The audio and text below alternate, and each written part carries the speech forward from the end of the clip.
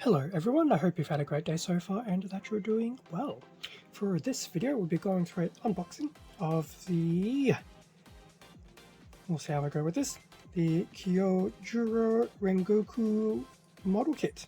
And this particular kit and character is out of Demon Slayer. And in terms of who and when this kit came out, in terms of the when, 2022, which is the current year, at least the tail end of the current year. And like most kits that I pick up, this one is from Bandai.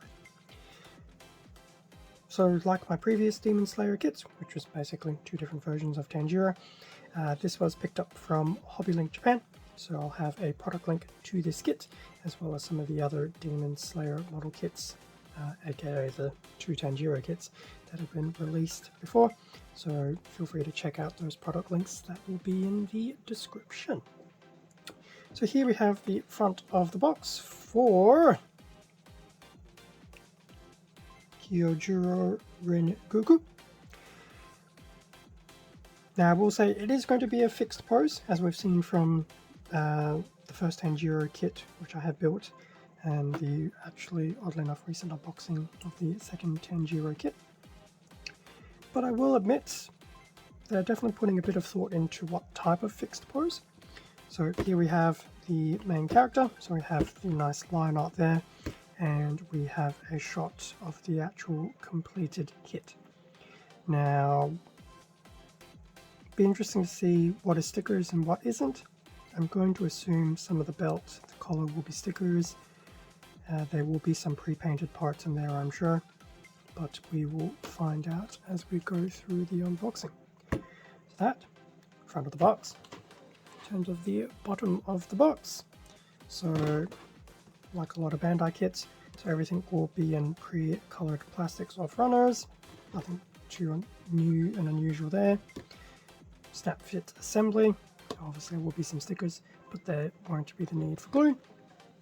And here we have some front and rear shots of the completed kit, which will stand about 156mm, roughly 15.6 cm.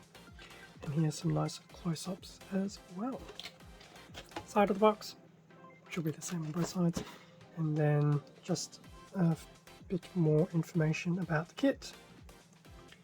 So apparently some of these will hopefully be pre-painted already, both the cape, I dare say.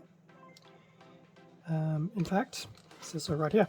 So certain sections of the facial expression parts, hair, Haori and Nichiren sword are pre-painted. So that's really cool. I mean, some of those effects for the average person would be challenging to reproduce. So it's nice that Bandai have done that. And based on some of the work that they did on Tanjiro, no doubt the quality will be really good. Speaking of Tanjiro, here we have a shot of the Tanjiro set next to Rengoku. Very nice. So, that was the look of the outside of the box. More to the point, the box lid. In terms of what's inside, some interesting chaos is probably going to be the answer. 1, 2, 3, 4, 5, 6, 7,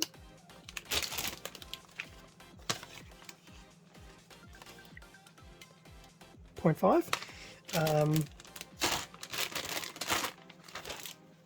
bags of runners and pieces. That'll definitely be an interesting mess for sure. So I will definitely open up some of those bags for the runners. Some of the other ones I may leave in their little bags because, yeah, we don't want them going missing. So yes, in a split second we can have a look at what was included with this kit.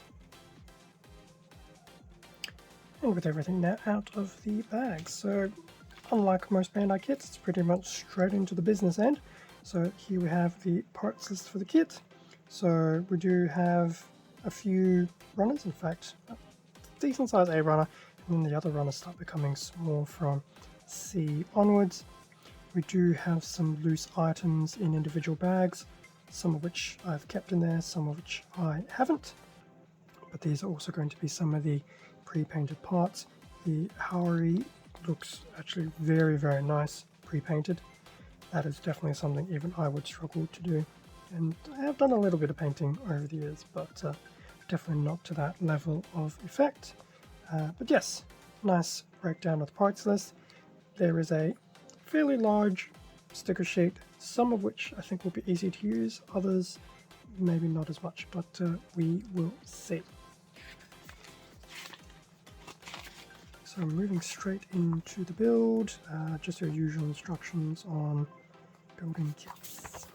Okay, so we start off with the header build, and it's definitely a very expressive look. So the eyes will be pre-painted, there will be some pre-painting on various parts of the hair, but that looks like it should be very fun and exciting to put together. The main body, which is pretty much two pieces coming together, there will be a lot of the stickers being used. Now, the back stickers actually aren't too bad, from what I recall from Tanjiro. Some of the others will depend, because some will move around on different surfaces. Some potentially you can actually use a paint marker to actually apply the color. Right arm and left arm, pretty self-explanatory and easy.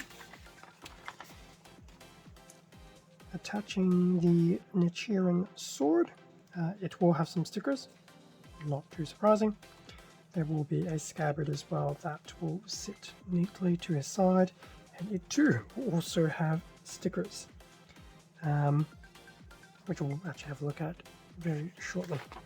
Expanding that out, the lower torso, the two legs, right and left leg, and then putting everything together. So it's definitely not going to be a very difficult kit to put together. I think most of the challenging part will be the actual sticker application, and whether you elect to actually use some of them or use paint markers and things like that. But it does look like a very cool build. It's cool that Bandai are making it. So that is the manual. First off, stickers. Not a small sticker sheet, which we're already aware of. Some of them will be pretty easy to use, some of them will be a bit more challenging because they will probably go around curved surfaces, so it's definitely going to be a case of, as the build goes, pretty much see how things go with the stickers. So that was the stickers. We'll look at the runners first before looking at some of these loose parts. Starting with runner A, which is in brown. So it's pretty much main body, legs, feet, and the arms, which is very cool. It's a very nice texturing of the pants, as well as the main torso. You can obviously see some of the detailing on the plastic as well. Very cool. That's the A runner in that brown. We do have a few C runners. So C1 is pretty much all in the one, I dare say, golden yellow. So a lot of hair pretty much. That's C1. C2 and C3 are still base golden yellow, but they do have some pre-painted red on the tips of the hair. That's pretty cool. So that's C2, C3. We have D1 and D2 in that nice skin tone. D2 is just the one flat color. D1 will have some pre-painting applied, particularly to apply the eyes and the eyebrows. Some very good quality pre-painting standard right there. His eyes do feel a bit freaky though. They just look like they're staring. So that's the D's. One E runner in white. It's a belt. Well, belt, scabbard, and some other parts. F runner in red. Nice to see some of the detailing in there, quite possibly because it looks like it's ever so slightly ridged. You could probably use a paint marker there, but that also assumes that those details are a single colour. And for some weird and bizarre reason, especially with some of these two, not so much the ones at the top, I don't know, just looked at them and thought they almost look like an upside down version of the symbol of Slaanesh. F-runner. And lastly, in terms of the runners, two G runners, G1, G2. G1 is in a light grey, G2 is bronze, or bronze-like colour, which I believe is for the sword hilt, or something along those lines. So G1 and G2. Now, for some of the loose parts, let's start off with the Haori. That is very, very cool looking. Yes, I'm definitely glad this is pre-painted. It is one single plastic piece, so don't expect it to have any movement in it whatsoever. I think it just sits quite nicely on the shoulders. Guessing that's where it will connect in. But yeah, that's very, very, very cool. I do like that a lot.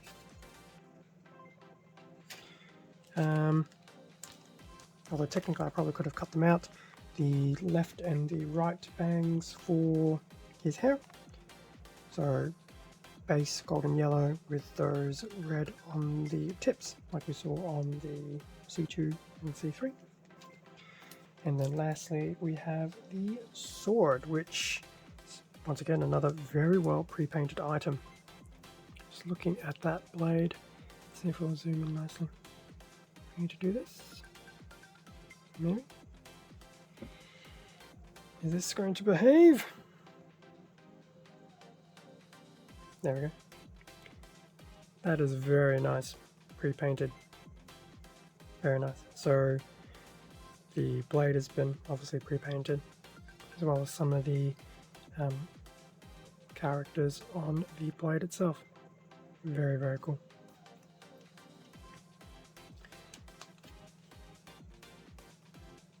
So that brings us to an end of the unboxing of the Kyojuro Rengoku model kit. As I mentioned at the beginning of the video, this was picked up from Hobbylink Japan, so feel free to check out the product links in the description. Thank you very much for watching this unboxing video.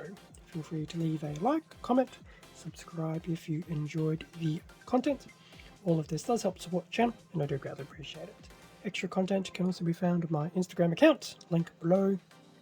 Stay safe and take care, and I will catch you all in a future video, which may even include a review of the first Tanjiro kit. We'll see how time goes, but it would be nice to actually get that done and dusted. So yeah, if you do end up subscribing, definitely keep an eye out for that video. I'm hoping it'll be in the next week or two, if things go to plan.